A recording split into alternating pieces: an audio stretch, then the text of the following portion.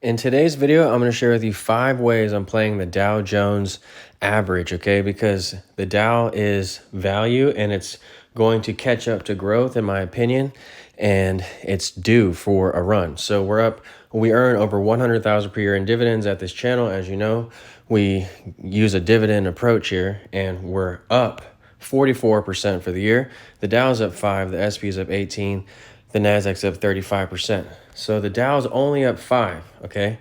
So I've been making videos, catching my breath because I ran upstairs again. Hold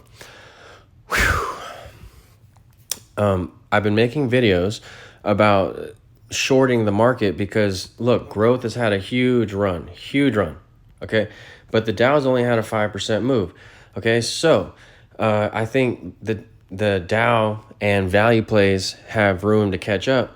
And so you might not see a general market correction, but you could see a rolling correction where growth names kind of pull back underneath and value plays start having a stealth rally. And so I believe that's what we're seeing here. I have 5 ways to show you this point, and I think you'll see that there are interesting ways to play the Dow and value plays because I don't really raise my margin to do it. Okay, I'll show you how I paid for these positions and didn't even add to my margin debt. If you need help understanding margin and how I live financially free at this channel, email me for my e-guides at aikentod48@gmail.com. I have e-guides on Volume 1 is Fundamental Analysis, Volume 2, Technical Analysis, Volume 3, How to Live Financially Free Out of Your Brokerage Account Using Margin, and Volume 4 is How to Play Cornerstone Properly. And one way I play value, by the way, is I own CLM, which is a value index. Okay, it's the S&P, where CRF is the Nasdaq, and so Cornerstone is where I have all my money. Okay, everyone knows this, but the video is not about Cornerstone. I have 5 other ways that I'm playing value besides Cornerstone. Okay, but it must be noted that I have most of my money in Cornerstone because of its drip. Okay, the $8 market price. Okay, I get it down here at 6. Okay, every month the 21% dividend is dripped at 6 for 24% gains, 679, 26% gains, 654, 30% gain. So this is for all the newcomers. I'm sorry, guys, if you're tired of me talking about Cornerstone. I know you said you're not. I know you said making money never gets boring, but nonetheless, look, this is the point of Cornerstone: is CLM is value and CRF is growth. And you have to have the 2 so that you don't get in concentration risk issues. If you have too much in one, okay, it raises your equity. Okay, I'll get to that question in a second on Discord. This available withdrawal number, it raises your equity, okay, when you are in low maintenance names. So if you are in one name, then it raises your maintenance. If you concentrate all your portfolio in one name, it raises the maintenance, and then it lowers this equity. Okay, you have to be in low maintenance names that raise your equity, not high maintenance names that lower your equity. If you want to live financially free, it doesn't matter if you're in margin or not. But again, my margin e-guides explain this concept of maintenance, the power of maintenance, and how I use this $200,000 down here below, this margin debt, just a fraction. Okay, this $235,000. Okay, I just use a fraction of this $800,000 because everyone gets this in their accounts. $800,000 purchasing power. Everyone gets $4 for every dollar they put in a brokerage account. If you ask for day trader status, which all you have to do is ask for it. So I'm just using a fraction of this 4 times, using the dividends to pay back the margin. Okay, the $134,000 in dividends to pay back the margin debt in less than 2 years, and then I'm left with all these assets to myself, paying cash flow for life. So there's a good conversation, as you can see above, happening in Discord. I can't wait to check that out. When you buy my e-guides, you also get access to Discord, where I alert you of the rights offering in Cornerstone, because that's the key to Cornerstone. You have to time this fund right, and it has a special drip that you have to ask for. But it's a 5-star fund. Okay, it went up over 10 years. Okay, even though it doesn't look like it on its chart on E-Trade or anywhere else you go on Portfolio Visualizer, you have to factor in the drip and the rights offering and the fact that it holds the S&P and Nasdaq. So that's how I'm playing most of my account. But when you go into these value plays, I have these 5 ways to play it. A lot of them are energy and materials, which you want to keep as a small percentage of your account, since they are a small percentage of the indexes. So here's the first way I'm playing value. Okay, I bought back Schwab D. Okay, where's Schwab D? It's I only bought 1,000 of it to start back. Okay, so we made a video on Schwab D in the past, and I exited it for a small gain because I had bigger fish to fry elsewhere, and it's a very slow mover and it has a very small dividend, 3%. But look, it's breaking out above the 200-day moving average, and everything is going according to plan. You could see it move back to 77, just as we talked about when I was traveling in New York about a month back. We made this video on Schwab D. So I bought 1,000 there. I might even buy more. It has room to run before it's overbought. Again, my e-guys explain all this if you need help, but the moving averages are converging. It's gotten above the 200, which is bullish, the 200-day moving average. Here, the moving averages were not close, and so you got to move above it, but you had this issue of chopping around on the 200 and failing it here, okay, and then ever since it got back to these levels, it failed, and the fail here are the 200, but now the moving averages are close and it's surpassed, so it looks like a powerful move, and this definitely could go higher. I mean, definitely, I shouldn't say definitely. This looks like it has a high probability of going higher.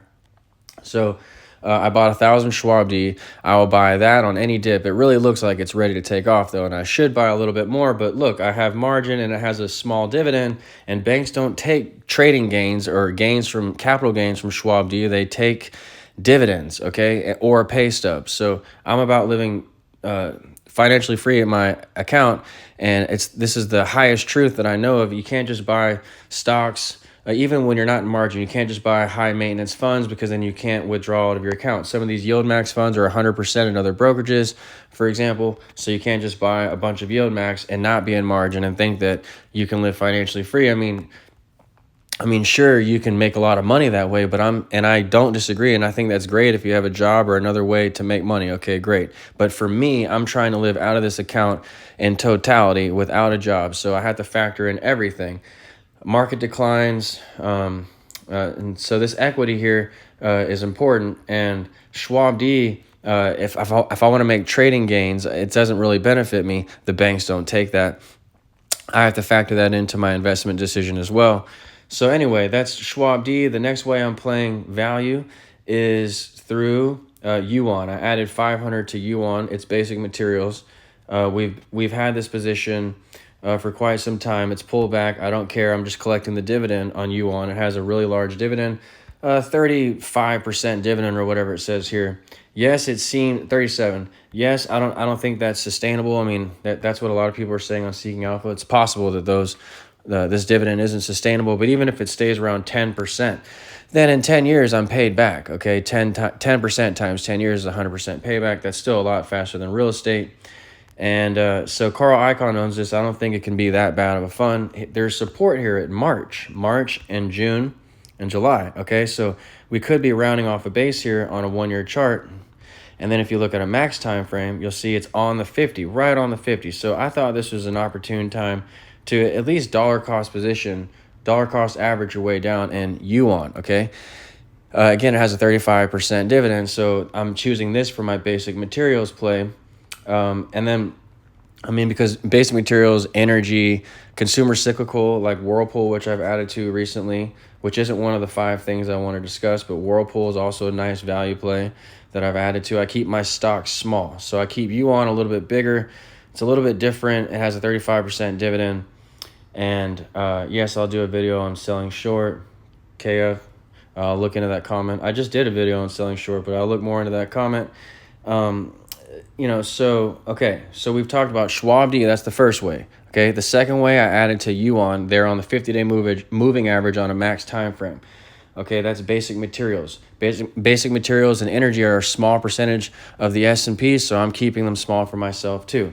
I also added a Pioneer. Okay, Pioneer, I added 500 to it because I'm low on my exposure in energy, and energy is cheap. I mean, look, again, value. It looks like it has room to run up. It has a 10% dividend.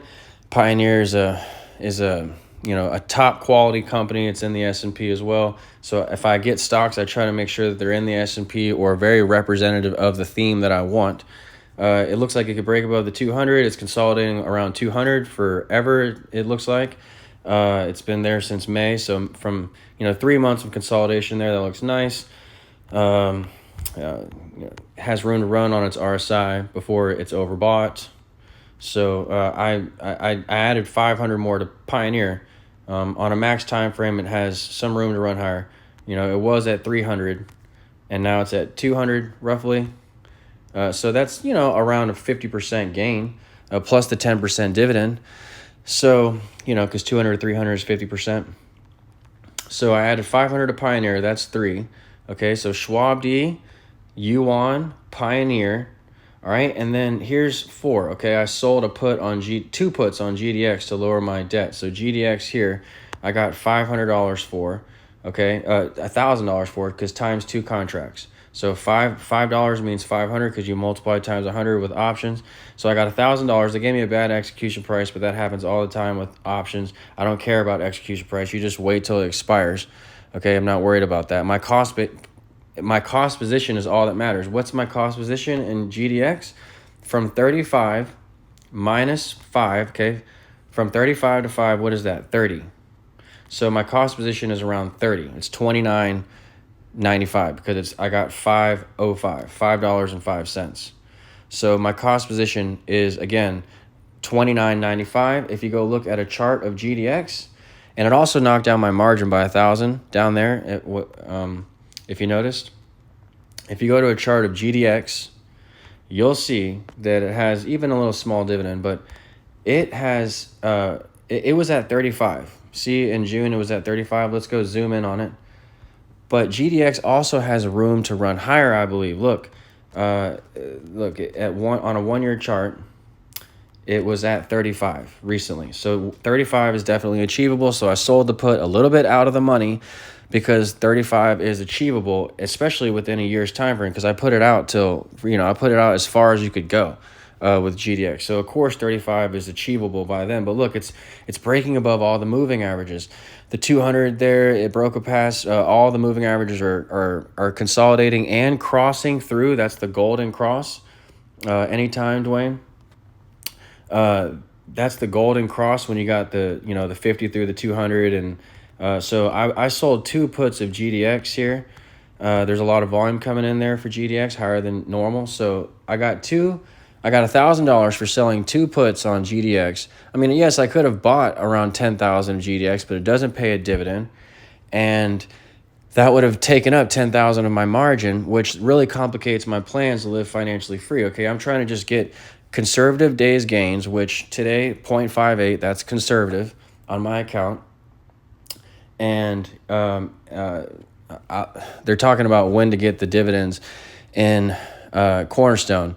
When you drip your dividends at NAV like I do, they usually come in at the beginning of the month. Of course, they come in like on the 1st of the month, but when you drip, it can be anywhere from the 3rd day, the 4th day, the 5th day. Look at these random days I have here on my drip shares for Cornerstone.